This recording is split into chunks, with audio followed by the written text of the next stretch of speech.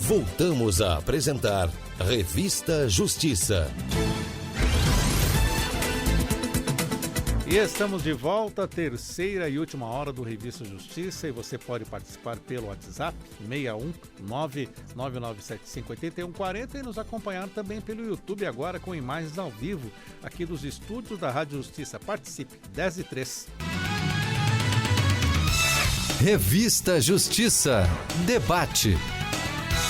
Debate de hoje, o trabalho do futuro. Como será esse emprego do futuro? Como as pessoas devem se capacitar? O que é mais observado nas seleções de recursos humanos? E os impactos da inteligência artificial nos empregos? Tudo isso e muito mais vamos conversar agora com as nossas convidadas e o nosso convidado.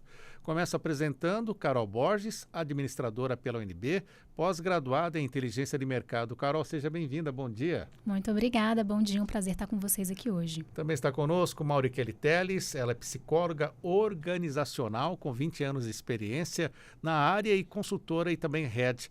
Maurikele, bem-vinda, bom dia. Bom dia, muito obrigada. E está conosco também o Dr. Hugo Sarubi, advogado civil, empresarial, tributário e do terceiro setor. Dr. Hugo, bem-vindo, bom dia.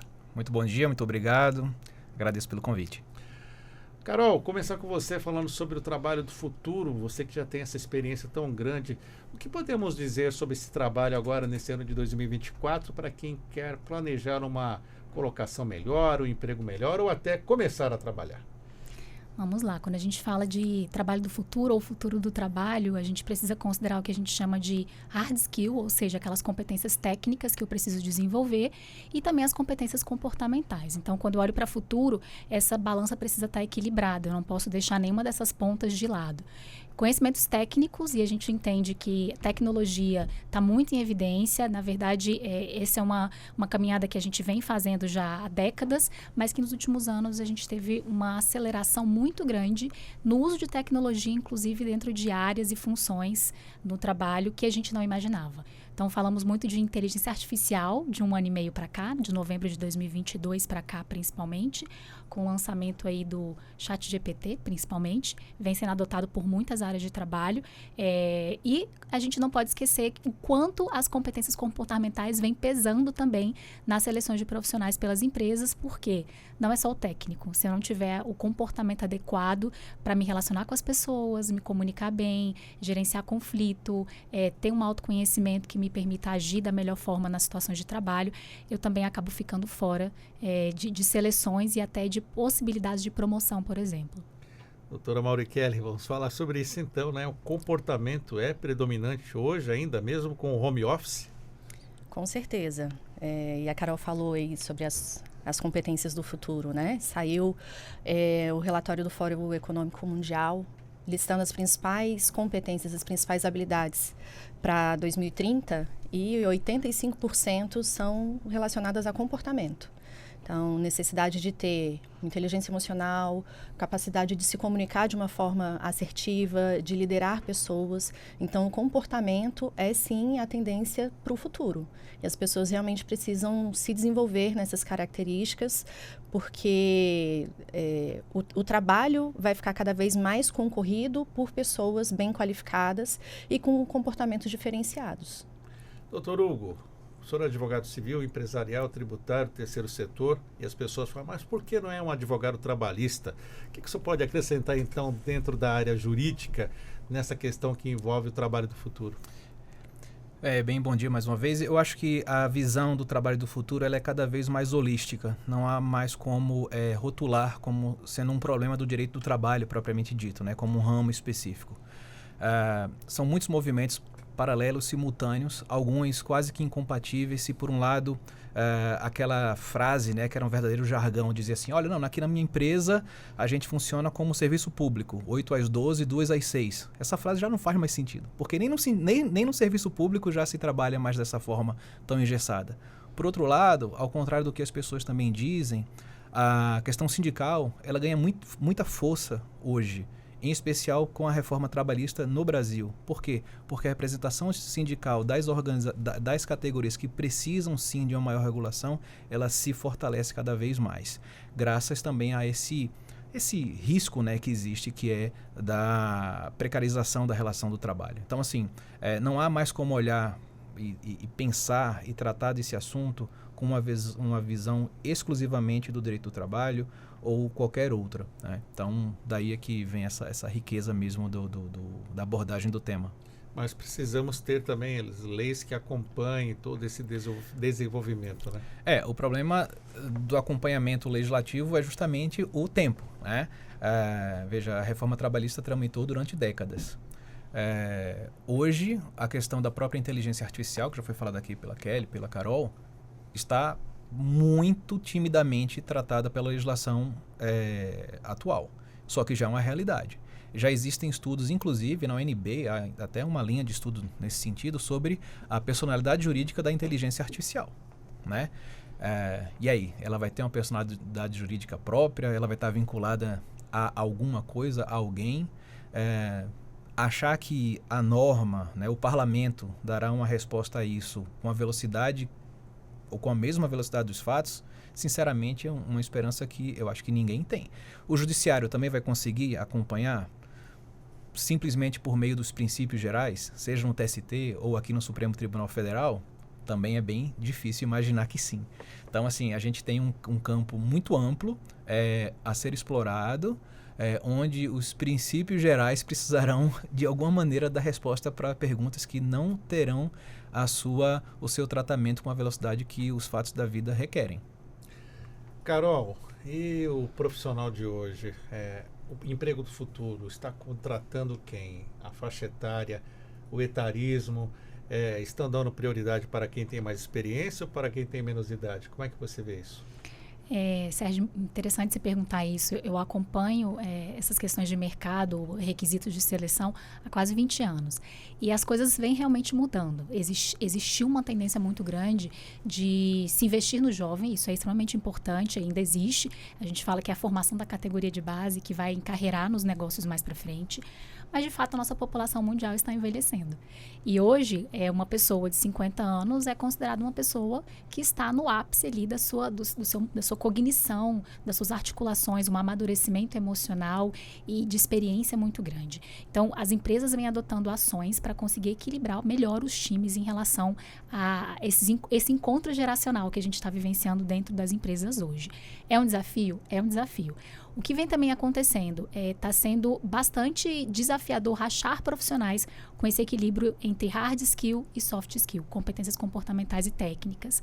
E os profissionais que são mais gabaritados, eles estão ganhando também mais força na mesa de negociação em relação a como eles querem ser contratados. Muitas vezes, e aí até trazendo um pouquinho dessa colocação que o Dr. Hugo trouxe aqui, muitas vezes você acha um excelente profissional, num momento de hunting, né, Kelly, executivo, você traz para uma mesa de negociação com o cliente que contratou esse serviço e o profissional fala, tudo bem, mas eu quero trabalhar de casa, eu vou na empresa 3 vezes, estou em São Paulo, vou trabalhar para uma empresa de Brasília, estarei na empresa 2 vezes no mês e meu preço é X. Eu quero ser PJ, porque eu vou trabalhar para outras empresas também. Se vocês toparem, eu aceito, eu sigo. Se não, eu não quero. Isso está acontecendo hoje. Isso não é algo que a gente está colocando para o futuro, não. Isso é nossa realidade diária dentro da nossa vertical de seleção. Altos executivos. Eu não vou te falar que é tão de altos executivos não, tá, Sérgio? Às Quais vezes áreas? você está falando, por exemplo, a própria área de marketing. A área de marketing digital, você hoje não tem profissionais tão gabaritados em quantidade necessária para atender a demanda de mercado. E muitas vezes você precisa trazer profissionais com esse tipo de negociação, porque senão você não consegue atender a demanda do seu negócio. Posso complementar? Por favor. Durante muito tempo, as empresas começaram a discutir justamente essa questão do equilíbrio geracional, né? Como é que eu vou trazer uma turma jovem para trabalhar com pessoas de mais idade? Viveu-se um conflito durante muitos anos e agora a gente já passou dessa fase, porque as empresas começaram a perceber que a diversidade dentro do ambiente de trabalho enriquece bastante o nível de conhecimento, o nível de crescimento das empresas. Então, eles começaram a trazer profissionais mais experientes, de mais idade, e aí tem algumas empresas que elas trabalham com vagas afirmativas, considerando 50 a mais. Existem hoje empresas também especializadas na seleção de profissionais 50 a mais. Então, está cada dia mais presente nas empresas e interessante que os jovens estão conseguindo trabalhar bem com essa turma que está entrando novamente ao mercado. Tem pessoas que se aposentaram e agora estão retornando e com uma posição diferenciada, né? Sendo reconhecido pelo conhecimento, pela sua história. E o que podemos dizer também, doutor Hugo, nesse sentido? Olha, eu posso trazer o exemplo muito concreto da própria área jurídica, tá? Eu tenho quase 25 anos de formado. À época, na minha forma, quando eu entrei para o mercado da advocacia, o sonho de qualquer advogado era ser contratado por um escritório que fizesse o registro CLT, né? Porque havia a tal da figura do advogado associado, que era uma espécie de uma precarização disfarçada, né, da relação tal. Hoje, falar em advogado CLT, eliminando a possibilidade do advogado trabalhar remotamente, podendo ajudar com outros escritórios, com outras bancas de advocacia, é quase que um convite a não conseguir selecionar ninguém. A própria legislação foi muito aderente a isso, quando o próprio estatuto da OAB sofreu uma modificação, por coincidência ou não, pós-pandemia, trazendo formalmente pela primeira vez a figura da parceria, que era uma figura inexistente na legislação. Então você tinha advogado sócio, né? E você, em tese, tinha o advogado seletista.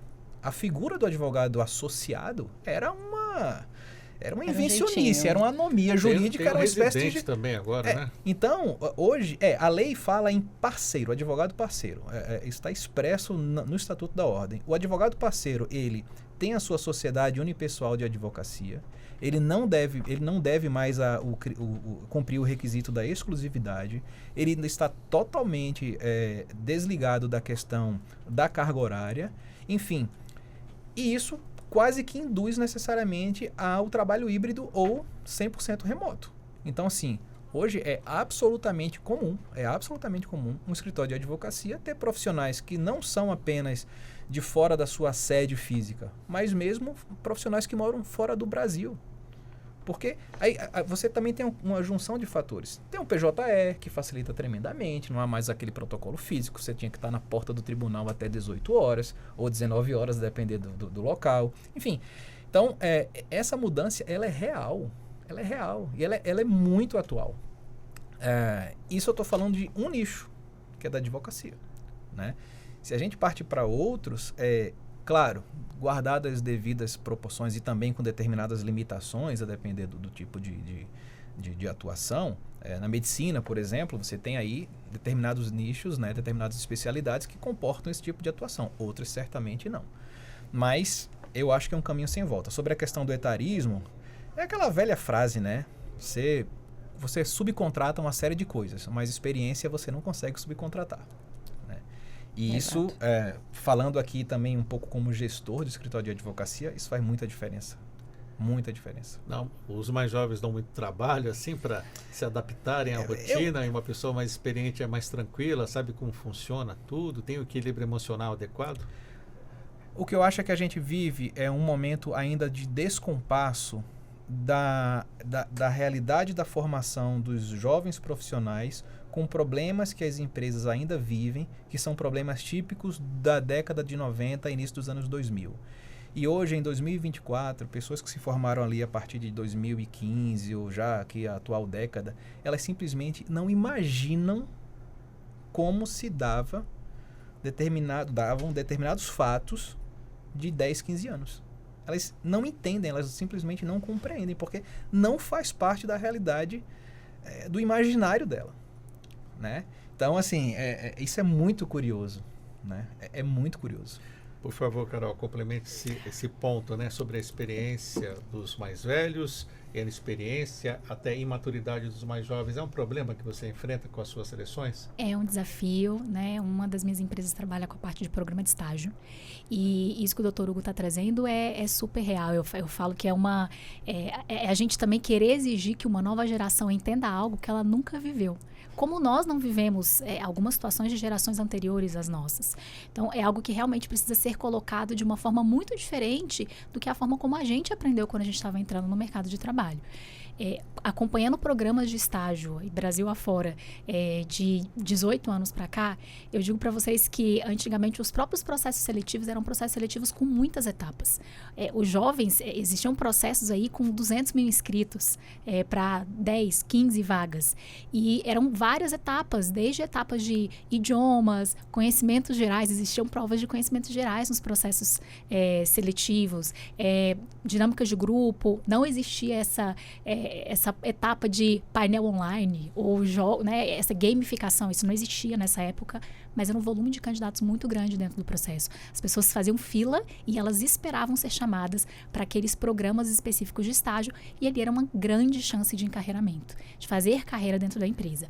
Hoje, se você coloca um processo seletivo, e aí vai essa dica para quem tem empresa, para quem cuida de programas de seleção dentro dos negócios, e você coloca muitas etapas, um processo seletivo muito extenso, as pessoas não esperam mais. O mercado está extremamente aquecido e as pessoas têm uma expectativa, a própria uso da tecnologia, desde que a gente começou a tirar foto na máquina digital, máquina física, máquina digital e hoje no celular, tudo é muito rápido. As pessoas começaram a ser educadas numa realidade em que as coisas acontecem muito rápido. Então, a expectativa em relação a fazer uma entrevista e receber uma devolutiva num período máximo aí de 1 semana a 10 dias, depois disso considera-se que, olha, tô fora ou vou procurar outra coisa. E as pessoas se movimentam em torno disso. Então, as empresas, de fato, elas precisam se adaptar a essa realidade. O mundo está mais acelerado. Ainda nessa questão da experiência, pois não, doutora Kelly, pode complementar. Pode, por favor. Não, eu ia perguntar sobre a questão da experiência, da maturidade, do senso e também do equilíbrio psicológico desses candidatos, né? As empresas estão optando pelos mais velhos por causa disso. O que está acontecendo com os mais jovens que chegam ao mercado de trabalho sem um preparo? A educação desses mais jovens está comprometida? Eu não diria que a educação dos mais jovens está comprometida. A gente vem acompanhando uma mudança considerável no perfil comportamental mesmo dos jovens, nível de amadurecimento emocional. Pensando um pouco nessa questão geracional, né? Meus pais foram criados com uma educação extremamente rígida e quando eles tiveram filhos, eles falaram, eu não vou querer ser tão rígido assim com os meus filhos, eu vou querer flexibilizar um pouco mais. E a educação que eu tive foi realmente muito menos severa, né? Só que isso continua acontecendo. Então, esses pais da minha geração, né, vivenciaram algumas questões que também não querem passar para frente e a gente percebe que a educação está cada vez mais permissiva. As crianças, elas não estão sendo educadas para ouvir não. Só que no dia a dia, no mercado de trabalho, a gente ouve não o tempo inteiro. O que a gente identifica nesses jovens de hoje é uma dificuldade muito grande em lidar com frustrações. E isso gera uma questão importante para a empresa. Por quê? Porque na empresa é uma frustração atrás da outra, não só para quem trabalha, mas para o empresário também, principalmente, né? Tem que lidar com uma série de questões que a gente não foi preparado para isso. A maturidade, ela traz também um amadurecimento emocional que é importante e que os jovens, eles precisam percorrer ainda um caminho nesse processo de desenvolvimento. É possível acelerar? Sim, não só é possível, como é necessário. E essa aceleração, ela acontece por meio de processos de desenvolvimento pessoal, seja dentro da empresa, seja em terapia, mas é fundamental que aconteça. Por quê? Porque senão essas pessoas vão ter muita dificuldade no mercado de trabalho. Assim como os gestores hoje estão tendo dificuldade para fazer a gestão dessas pessoas. A gente tem acompanhado um nível de adoecimento emocional muito grande. Muitas pessoas com nível de ansiedade extremamente elevado, níveis de depressão. E aí não só por uma questão educacional, mas também pelo excesso de informação. A gente está sendo bombardeado o tempo todo pela tecnologia, são várias notícias. Antes, na minha época de escola, a gente pesquisava na Barça. Sim. Então, a gente tinha que ler status, muito. Né? Ter uma Barça em casa. Era um status, mas a gente pesquisava muito, a gente lia muito e aquele conhecimento, ele ia sendo solidificado ao longo do tempo. Agora, a gente joga na internet, em 5 segundos aparecem várias informações que a gente não consegue processar direito. chega uma mudança, uma nova tecnologia, então a gente está sempre nesse modo ansioso, esperando o que vai acontecer daqui a 5 minutos, daqui 5 dias. E isso contribui muito para esse processo de adoecimento dos jovens, né? O uso excessivo das telas, da tecnologia. Então, são questões que precisam ser olhadas com muita atenção para não gerar um nível de adoecimento ainda maior. Doutor Hugo? Assim, esse assunto ele é tão rico, né? Ele é tão... A abordagem ela pode ser feita de diversas maneiras. Enquanto elas falavam aqui, eu estava lembrando. Claro, puxando um pouco também para o lado do direito, né? Qual era o dia a dia do estagiário? Doutor Hugo, estagiário em 1996, 97. Era sair do escritório, pegava uma pastinha cheia de ficha, a caneta... Pegava um ônibus ou algum tipo de transporte, ia para o fórum, chegava lá primeiro no protocolo para pegar o andamento numa impressora matricial, depois você passava a tarde inteira subindo e descendo escada no fórum para poder pegar os andamentos dos processos, para descobrir naquela hora o que estava acontecendo, para voltar ao escritório no fim da tarde e informar o advogado, seu chefe.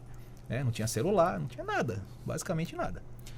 Absolutamente nada disso hoje é necessário. Nada, né? Um estagiário, um advogado, ele pode passar, vamos falar do próprio estagiário, 2 anos no escritório de advocacia sem nunca pisar no fórum, sem nunca ter tido a chance de chegar no balcão, ser maltratado, ou ser muito bem tratado, ou não ser tratado porque simplesmente não foi recebido, levar um fora do juiz. Isso, no final das contas, termina comprometendo muito isso que a Kelly acabou de falar, os soft skills que a Carol também disse. Porque esse tipo de frustração não ocorre mais. Não havendo o que a gente chamaria, né, do couro curtido, né, de tanta pancada que você leva, a competência da resiliência muitas vezes desaparece. Então, assim, eu falo de novo, caso concreto, tá? Escritório de advocacia, lá com meia centena de colaboradores e tal. O nível de problema, inclusive chegando mesmo ao diagnóstico de depressão, de estagiários e estagiárias, pessoas jovens, né? Pós uma intercorrência normal da vida, é assustador. Assim, é uma coisa que tem chamado muita atenção. Obviamente sem citar nomes, mas fonte primária, tá? Esse dado que eu vou dizer. Consegui esse dado passado por um diretor C-level de uma grande empresa no Brasil. Número de profissionais da área da psicologia na empresa, estou falando de uma empresa de dezenas de milhares de funcionários, antes da pandemia, 3. Número atual, 47. Uau! Esse número, assim, eu estou falando literalmente que eu escutei faz poucas semanas. E aí vem o burnout e tudo isso. Uhum. Se você não estiver muito sensível a isso, e aqui o direito tem que estar sensível, a psicologia, a gestão, a medicina, tudo, você se perde. E amanhã, a consequência, aí de novo, né, colocando aqui o jaleco do advogado, pode ser uma consequência muito dura, porque no final das contas isso pode ser depois rotulado como um assédio, mas será que foi mesmo um assédio? Né? Um assédio moral? Né? Será que de fato houve ali a falta de sensibilidade por parte do empregador de perceber no seu colaborador que aquilo estava acontecendo? Muitas vezes nem colaborador no sentido estrito da palavra porque é um prestador de serviço. Então, assim, esse tipo de desafio eu não consigo imaginar ele diminuindo, eu consigo imaginar ele se modificando ao longo dos tempos. E aí, de novo, aquela história da transcendência do conhecimento, né? Uhum. Não basta ser mais um grande advogado com doutorado e mestrado. Tá? A área da gestão, no escritório de advocacia, ela é obrigatória. Se for para qualquer feira hoje, essas grandes feiras do mercado jurídico, o que menos você vai achar lá é o vendedor de enciclopédia, porque ele nem existe mais. Mas você vai encontrar lá pessoal vendendo serviços e soluções na área da gestão. Tecnologia, óbvio. Muita tecnologia, né? Não dá mais para bater no peito e dizer com orgulho, eu não quero saber tecnologia. Isso, você está dando um tiro no pé, né? Literalmente. Carol, acredito então que o desafio desse equilíbrio psicológico é um dos grandes temas que você enfrenta pela frente, mas existe ainda hoje os testes psicológicos, psicotécnicos, como o recrutador hoje faz essa seleção para saber se aquela pessoa tem um preparo, porque às vezes é um resultado aqui, mas na prática é outro, né? Perfeito, Sérgio. A gente fica escutando, né? A cabeça realmente borbulha, assim, de outras ramificações desse mesmo assunto que a gente está trazendo. De fato, a questão psicológica no ambiente de trabalho, e eu não vou colocar nem só no ambiente de trabalho, no mundo. Realmente, essa questão da resiliência, que o Dr. Hugo trouxe aqui um exemplo muito prático de realmente como a gente desenvolve resiliência. Não é teórico, é na prática. Essas competências de comportamento, essas soft skills, a gente desenvolve na prática. E tudo isso contribui para que realmente, será que as pessoas estão mais frágeis? O mundo está mais acelerado? O que está acontecendo? As empresas vêm crescendo nos suportes relacionados à psicologia organizacional, e aí eu vou passar já aqui a bola para a Kelly, quando a gente fala de testes psicológicos, né? Isso é restrito a profissionais da área de psicologia. Utilizamos em processos seletivos específicos, que inclusive demandam esse tipo de avaliação, mas, eu vou deixar ela explicar melhor, mas mais para identificar talvez uma possível doença que possa impactar. Não é isso? Não. Então me ajuda. Eu vou explicar. Mas, enfim, existem, dentro de outros testes que não são psicológicos e que é muito comum nessa área de gestão, a gente utiliza muito para avaliar perfil.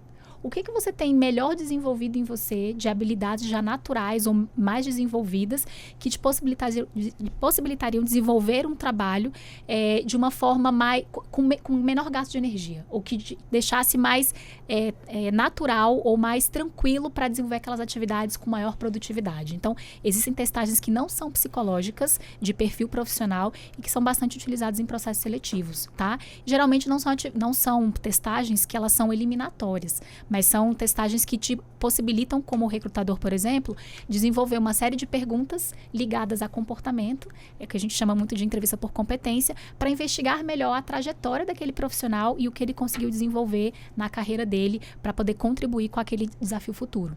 Para você que ligou o rádio agora, estamos falando como se preparar para o emprego do futuro. Estamos com as nossas convidadas, Carol Borges, administradora pela UNB, pós-graduada em inteligência de mercado. Também está conosco a psicóloga organizacional, Mauricele Teles, e ainda o doutor Hugo Sarrubi, advogado. Vamos lá, Mauricele, conta para o nosso ouvinte essa questão dos testes psicológicos, por favor. Tá. Só complementando ainda o que a Carol falou sobre essas avaliações que não são testes psicológicos, a gente usa também para montar um plano de desenvolvimento para esse colaborador que está entrando agora, dependendo do nível que ele entra, né? Então, é importante para a gente entender como quais são as tendências comportamentais que ele vai apresentar, para saber como é que a gente vai desenvolver essa pessoa considerando a cultura de cada empresa.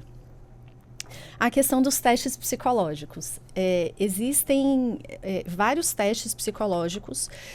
Existem testes que são realizados para psicodiagnóstico, que é justamente para identificar se a pessoa tem alguma psicopatologia, alguma doença emocional, alguma questão mental relacionada, que não são os testes utilizados organizacional, nas empresas. Nas empresas, a gente utiliza testes que não são capazes de emitir um laudo de psicodiagnóstico. A gente vai verificar questões comportamentais relacionadas ao ambiente de trabalho. Por exemplo, essa pessoa, ela consegue manter a atenção concentrada durante um determinado período de tempo, ela consegue manter relações interpessoais saudáveis, ela tem uma tendência a explodir ou a se conter, como é que é o nível de produtividade dela no ambiente de trabalho, são questões mais amplas. E aí é que está a principal diferença, porque geralmente os clientes eles chegam lá na consultoria falando, não, eu quero saber se essa pessoa aqui, ela tem algum desequilíbrio emocional ou não. Os testes psicológicos utilizados nos processos seletivos, eles não são capazes de dizer se a pessoa tem algum psicodiagnóstico, né? Algum diagnóstico relacionado às doenças emocionais. A gente consegue identificar tendências à depressão, à ansiedade, através de alguns testes que podem ser utilizados e durante as entrevistas também, principalmente. os testes psicológicos, eles nunca são utilizados como critério eliminatório, é sempre um critério complementar durante a avaliação. E um ponto que eu acho que é importante trazer aqui, já não relacionado diretamente à testagem psicológica, mas é o que a gente estava falando anteriormente, é porque a gente vem falando muito sobre o nível de maturidade emocional dos jovens. Mas a gente também precisa falar do nível de maturidade emocional das pessoas que têm 40, 50 anos, que não necessariamente são pessoas que desenvolveram essa maturidade emocional. Quantas vezes a gente encontra nas empresas pessoas com 50, 60 anos extremamente imaturas do ponto de vista emocional. Elas não conseguem... Imaturas. Elas não conseguem fazer a gestão das próprias emoções, muitas vezes estão em posições de liderança e apresentando comportamentos que são difíceis de acreditar que hoje em dia ainda são permitidos por algumas empresas. E a gente precisa olhar para isso.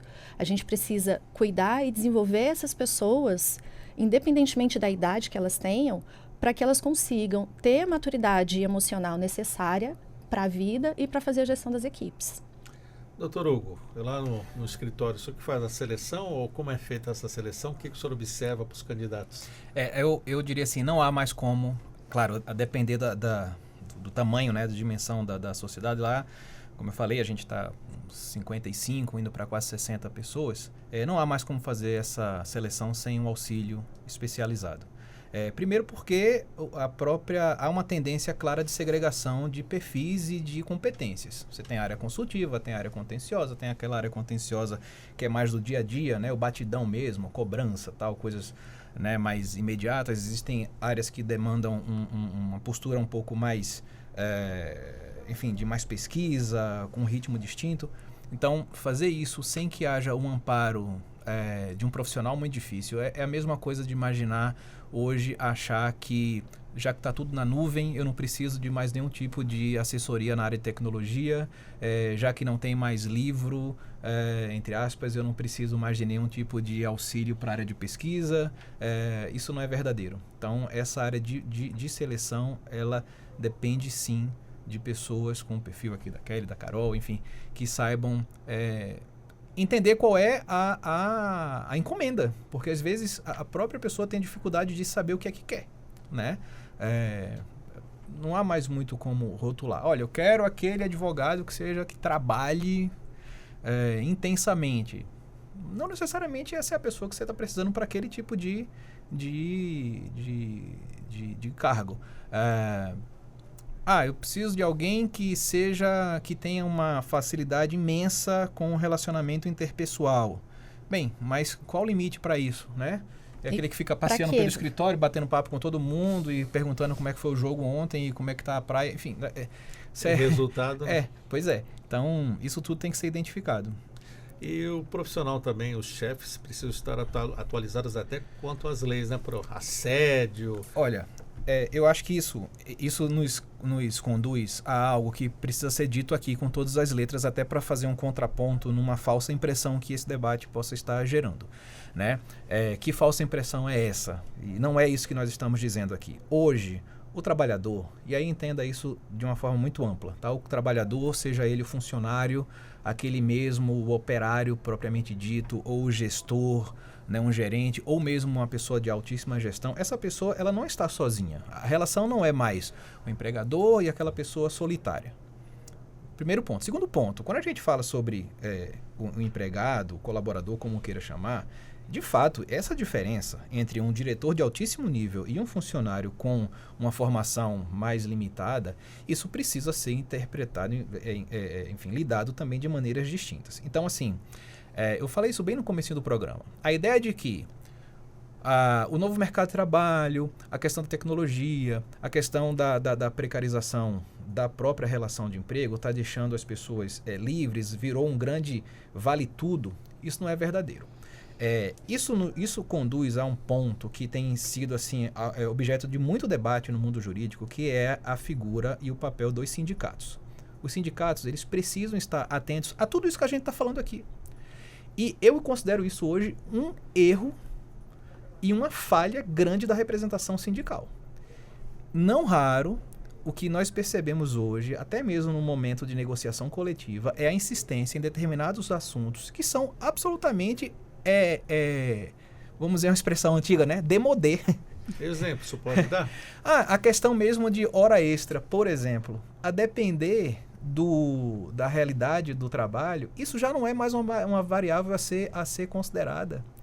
Porque saber se a pessoa começou a trabalhar exatamente às 8 da manhã ou às 8h30, ou se ela saiu para almoçar ao meio-dia em ponto, não raras vezes isso é absolutamente irrelevante, quando isso não é mais sequer uma demanda do próprio trabalhador, porque ele não quer mais isso. Ele quer entregar. Se ele quer entregar, não interessa se ele entrega. Claro, repito, né? Das horas de trabalho. Existem tarefas e tarefas, ok? Mas no momento em que o importante é a entrega, a carga horária é o que menos interessa. Determinados benefícios hoje são benefícios que já não fazem mais nenhum tipo de sentido. Porque a própria dinâmica familiar, a própria realidade da dinâmica familiar mudou completamente. Então, eu vejo que você pega convenções coletivas, elas têm até um linguajar que estão, assim, antiquados. É um linguajar criado na década de 80, pensado para a década de 90. A gente está em 2024, né? Então, assim, isso é um grande desafio da representação sindical. E eu sinto o seguinte, os sindicatos que conseguiram identificar esse processo, essa dinâmica, esse fenômeno, e se anteciparam aos fatos, eles conseguem demonstrar o seu grau de importância e despertam no trabalhador. Inclusive, eu falo isso para o servidor público também, tá? Parece que a gente aqui está falando só sobre mercado privado, isso tem tudo a ver com o serviço público. Eles conseguem demonstrar a sua legitimidade. Os que não conseguem, eles estão literalmente falando sozinho. Eles falam sozinhos, eles falam ao vento. Falando para ninguém, eles perdem a legitimidade. Perdendo a legitimidade, isso gera no trabalhador a sensação de que... por quê, né? Sim. Por que depender desse pessoal? Carol, vamos falar de um outro ponto também, que tem tudo a ver com o nosso ponto aqui, o emprego, né? A geração nem trabalha, nem estuda. Isso acaba afetando mesmo o mercado de trabalho. Você, como estudiosa dessa situação, desse caso, o que você pode trazer de informação para o nosso ouvinte? Olha, essa é uma discussão que o mundo vem enfrentando já há alguns anos. É o mundo, então? É o mundo, isso não é só Brasil, isso está acontecendo no nível mundo. Tem uma pesquisa recente, eu acho que é até do próprio IBGE, trazendo que próximo a 30% das pessoas aí entre 18 e 28 anos, se eu não me engano, elas não trabalham e nem estudam, né? Estão paradas. E aí, enfim, qual que é a causa disso? Está faltando emprego? Não tem a oportunidade? Ou, de fato, essas pessoas não estão qualificadas por algum motivo? Essa pesquisa aponta que, na verdade, existem 2 motivos principais para isso estar acontecendo. Primeiro, falta a qualificação técnica para que essas pessoas entrarem no mercado. E aí as empresas, sim, têm que criar políticas e formas. A gente sabe que, por exemplo, um programa de estágio, programas relacionados a primeiro emprego, o menor aprendiz, eles possibilitam que essa pessoa aprenda na prática a parte técnica do trabalho, como executar aquilo, mas existe um outro ponto que é a questão da maturidade, né? São jovens, e aí entra um pouquinho no que a Kelly trouxe aqui para a discussão, o nível de maturidade, às vezes, num próprio processo seletivo, ou nas primeiras semanas ali, dentro de uma empresa, o que essa pessoa demonstra. E aí vem dessas questões pequenas, o Dr. Hugo falou aqui, às vezes é uma questão relacionada à hierarquia. Não é porque a pessoa não foi... será que ela foi formada para o mundo do trabalho? Nunca existe uma formação específica para o mundo do trabalho. Mas talvez aquelas regras ligadas a como você vivia a vida dentro da sua casa ou a própria relação no primeiro emprego, ela ia moldando já comportamentos que eram aplicáveis para os próximos passos ali na sua carreira. E hoje a gente já percebe que isso não funciona dessa forma. O jovem, às vezes, nunca vivenciou uma relação... eu vou dar alguns exemplos claros aqui. Muitas empresas hoje, por exemplo, não trabalham com o que a gente chama de dress code. Não existe um código de vestimenta para que você atue dentro da empresa. E em alguns segmentos não faz o menor sentido. E dentro do mundo da gestão, a gente diz que quem é o centro de decidir isso? É o cliente. Quem é o meu cliente? E aí, de acordo com o meu cliente, é que eu vou estabelecer a forma como eu vou me apresentar. Por quê? Eu preciso gerar uma conexão inicial com ele. Alguns tipos de negócio, em alguns tipos de cliente, eu preciso me adequar a isso. E aí, a primeira pergunta, o jovem está disposto a isso? Ele sabe disso? Ele sabe que isso é importante? Na construção da primeira imagem, da primeira que ele vai deixar no público, que seja o líder dele imediato, os colegas, o cliente final que ele vai atender. Então, é uma coisa simples. A gente está falando da roupa que você vai escolher para você entrar numa entrevista de emprego online. A pessoa vai te ver só da cintura para cima. Eu já tive situação, a gente brincou sobre isso num quadro que a gente fez na empresa, nas nossas redes sociais, que eu abri a tela para entrevistar um jovem que estava desesperado por um emprego, um menino super bem formado numa instituição de ponta, recém-formado, e ele me atendeu sem camisa. E ele passou a reunião inteira sem camisa. E aí eu não sabia se eu interrompia a reunião, ele estava bem emocionalmente instável, preocupado com a situação dele, mas olha só, é um detalhe tão pequeno, super bem formado, falava 2 idiomas, formado numa instituição de ponta, você via que era uma pessoa que teve muito acesso. Um detalhe. Parece um detalhe, parece brincadeira, mas impacta nessa visão de mundo, né? Então, eu acho que esse tipo de cenário a gente precisa considerar quando a gente está conversando sobre esses aspectos da geração neném. O que está acontecendo? É uma geração menos ambiciosa? Ela liga menos para dinheiro, mais para mais tempo livre para viver outras coisas na vida? Sim, isso é uma característica da geração Z, tá? Isso, fato, é uma característica. Como é que a gente vai fazer? Porque a população está envelhecendo. Essa turma, ela vai ter que tocar a economia mais para frente. As empresas vão se adaptar, a gente vai formar essas pessoas numa outra forma. A gente lembra que existem valores que já são embutidos na nossa educação, quando a gente está crescendo. O que vai acontecer? Esse é um grande questionamento. Infelizmente, Sérgio, eu não tenho essa resposta para te dar, né, do que vai acontecer. Mas estamos, sim, vivendo um momento no mundo de mudança em relação à perspectiva do que o trabalho representa na minha vida. E as gerações jovens, elas são inspiracionais. Elas pensam assim. As gerações mais velhas criticam inicialmente, mas daqui a pouquíssimo tempo, a gente está adotando formas de pensar muito próximas. Doutora Maurichelli, nessa questão da geração neném, tem a ver também a formação, a criança, o jovem estuda muito, tem o conforto do lar, não tem a necessidade, isso também atrapalha? Isso contribui. Mas existem outras questões que também estão influenciando. Eu já ouvi várias pessoas de 20, 30 anos falando, não, mas eu vou trabalhar para ganhar, sei lá, um salário mínimo. Aqui em casa eu tenho tudo, para que eu vou me submeter a isso? E eu já ouvi pais reforçarem também esse comportamento. Não, se for para você sair para ganhar pouco, é melhor você ficar em casa que você ganha mais. Então, isso contribui, mas existe um outro fator que a gente não pode desconsiderar, que está relacionado também à tecnologia. Então, a gente tem acompanhado novas profissões surgindo, né? Na minha época, não tinha o influenciador digital. Hoje, tem várias crianças, vários jovens que sonham em ser influenciadores digitais. Por quê? Eles acreditam que eles vão ganhar dinheiro se divertindo. Então, gamers também, né? Os gamers. Tem várias profissões despontando, já instaladas, que muitas vezes a gente não tem essa visualização de onde nós estamos, mas as pessoas estão sendo muito bem remuneradas para desenvolver essas atividades. Então, as pessoas olham para o mercado de trabalho tradicional e elas se perguntam, por que eu vou me submeter a vestir uma roupa que muitas vezes eu não quero? Por que eu vou ouvir um chefe que não gosto? Por que eu vou ouvir aquele advogado chato, mandão? Se eu posso sair para ir para a praia e de lá fazer um vídeo ou fazer algum trabalho remoto durante um curto período de tempo e receber uma remuneração muito maior. Os nômades digitais, né? Só que os nômades digitais, eles trabalham e também se divertem. Eles não têm um local fixo de trabalho, eles trabalham de qualquer lugar, porque isso não é um ponto, mas eles trabalham. O influenciador digital também é visto hoje como um trabalho, porque tem vários patrocínios que eles precisam fazer, tem uma série de atividades que muitas vezes eles nem gostariam de fazer, mas eles fazem porque eles vão ser remunerados por isso. Mas o tempo dedicado nem sempre é o mesmo que a gente dedica, por exemplo, quando vai fazer a gestão de uma empresa ou quando vai para um trabalho formal. Doutor Hugo, rapidamente falando sobre a geração neném para o senhor, como que o senhor enfrenta isso? Qual o seu posicionamento? Assim, na área jurídica, não só no sentido da advocacia propriamente dita, né, mas o desafio que isso pode trazer para o direito é você, no final das contas, tentar descobrir o que é que a pessoa é.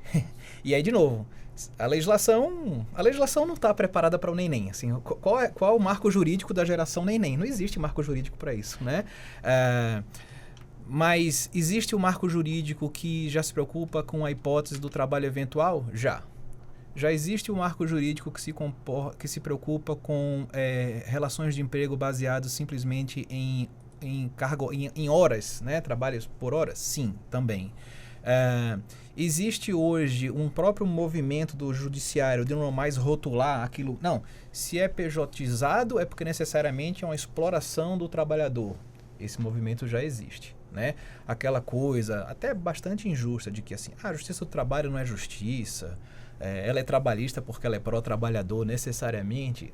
Esse senso comum, eu sinceramente acho que ele está se enfraquecendo. Os magistrados já sabem, né, que, claro, a depender das circunstâncias, do local, do tipo de funcionário ali envolvido, isso já não é mais uma realidade. O nem, se de fato for nenhuma coisa nem outra, e não ser literalmente nada, ele passa a ser um fato juridicamente irrelevante. Mas, sinceramente, eu acho que não é isso que acontece. O que acontece na prática são aquelas pessoas que elas são um pouquinho de várias coisas simultaneamente. Ele é um pouco prestador de serviço, ele é um pouco autônomo, ele é um pouco trabalhador liberal, ele pode ser ali, eventualmente, um funcionário, e a legislação tenta acompanhar. Nem sempre ela vai dar uma resposta plena, exaustiva, mas aí é que vem o papel fundamental do próprio judiciário, do Ministério Público, que precisa entender que esse movimento precisa estar acontecendo e largar discursos igualmente antagônicos, né, ou antiquados, como eu falei, em relação àquela realidade sindical. Os atores eles precisam estar todos muito sensibilizados para tudo isso. Sim. Temos 10 minutos ainda. Eu gostaria muito, Carol, de começar com você falando sobre profissões, áreas do futuro.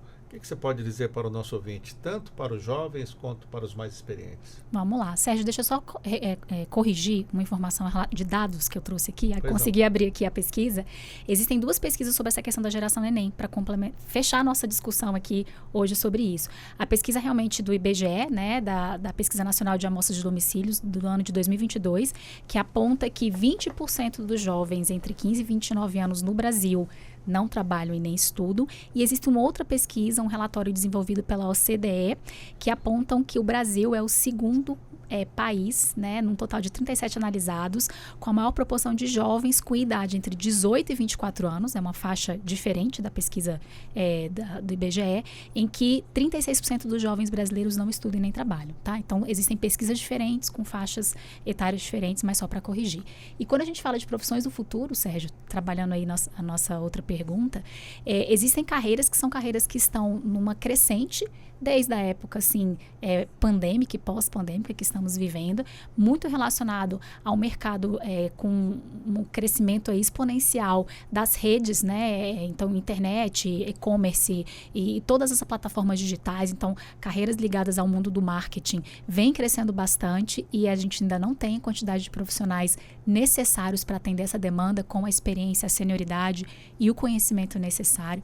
Carreiras ligadas ao mundo da tecnologia. Então, quando a gente fala de ciências de dados, a parte de cybersecurity, né, a parte de segurança de redes, são carreiras também que vêm demandando muitos profissionais e não só o Brasil, mas países do mundo inteiro vêm perdendo talentos na área de tecnologia para outros países por essa escassez desse tipo de profissional no mundo. Tá? Então, isso vem acontecendo. Profissionais da área de saúde psicológica, de saúde mental, essa é uma área que cresceu muito e saúde de forma geral. Nós passamos a olhar mais para o aspecto saúde, de uma forma mais cuidadosa. Pós-pandemia, eu acho que isso fez o mundo refletir muito. Então, quando a gente fala de carreiras ligadas a não só saúde mental, mas saúde de uma forma geral, são carreiras que vêm crescendo bastante.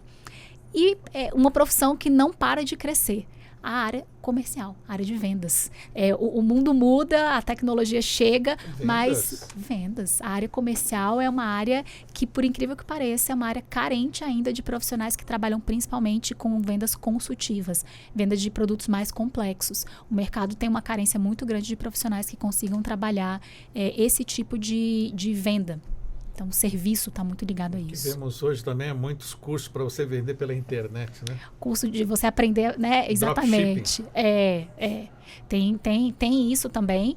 Mas, de fato, profissionais que consigam vender serviços complexos não são fáceis de achar no mercado, tá? Doutora Maurichelli, e para esse profissional do futuro, a pessoa que está desempregada agora, o jovem, qual a dica que você deixa assim, nessa questão psicológica? Como se preparar para um emprego, para uma entrevista?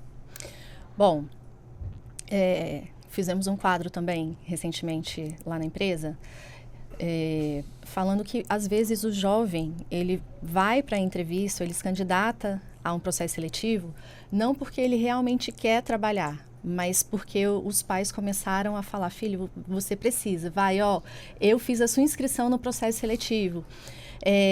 Então, a pessoa precisa querer trabalhar, ela precisa querer se desenvolver, porque se ela não quiser, ninguém consegue, né, fazer com que isso aconteça.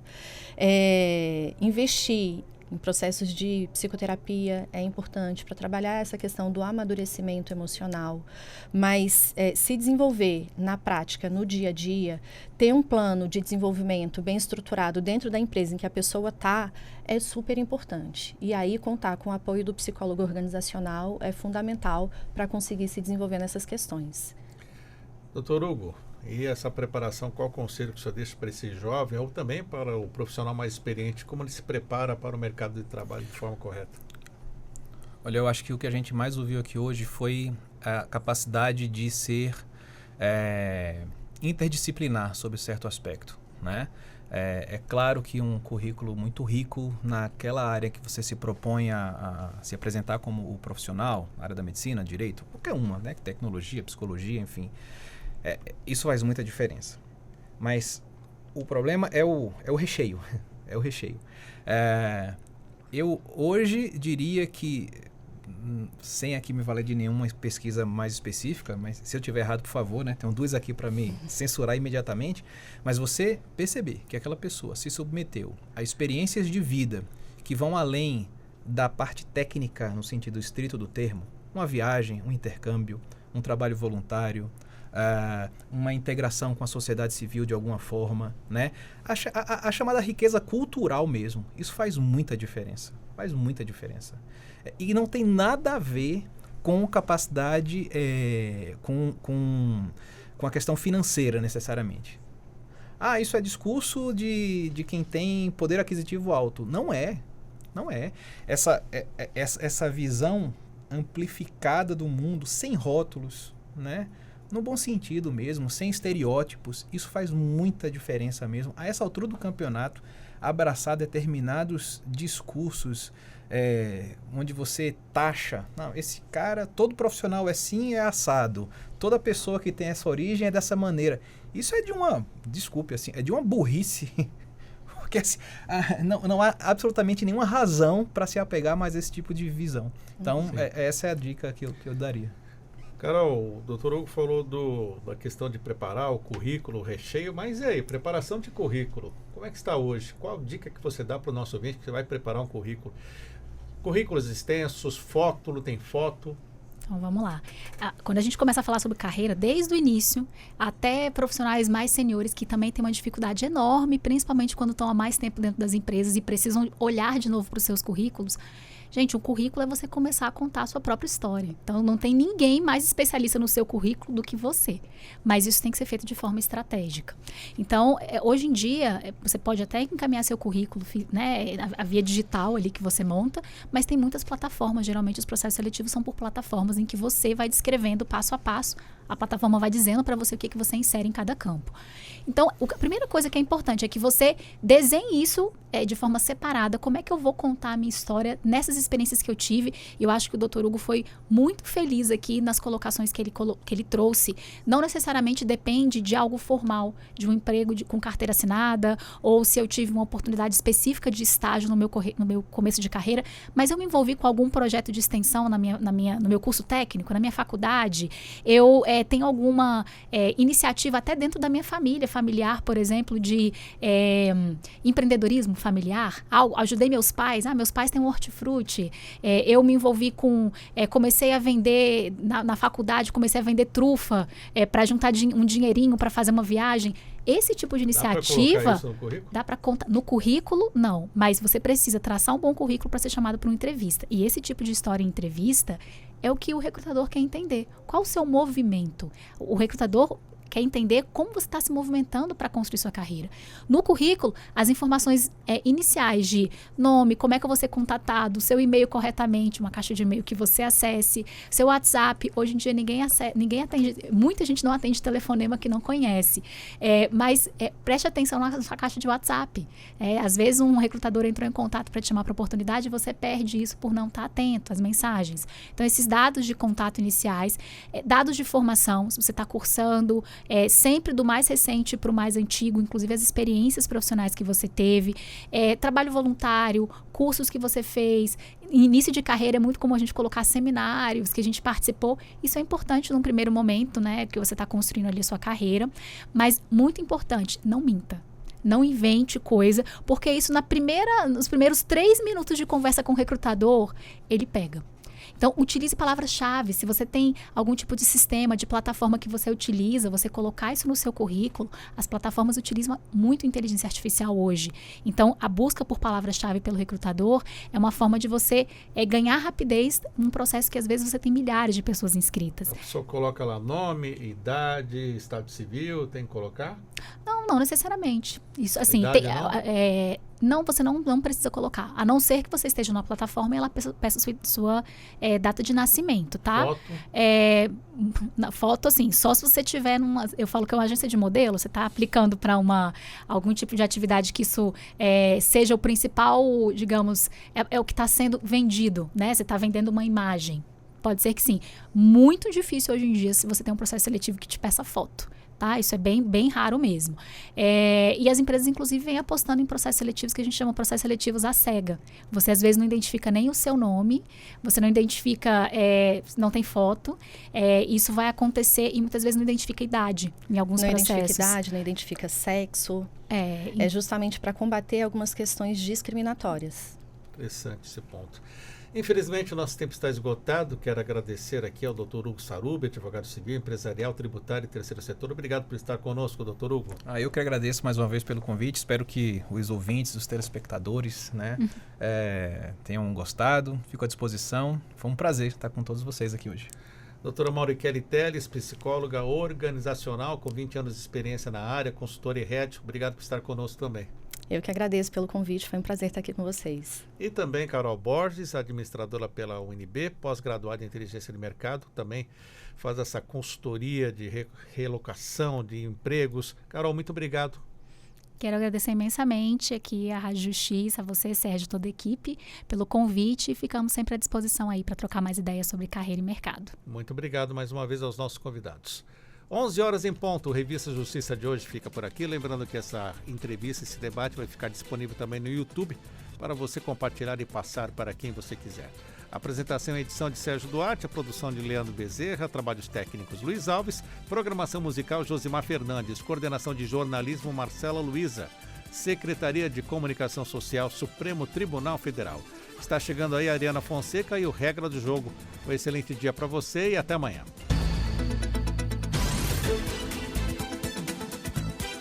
A Rádio Justiça apresentou Revista Justiça.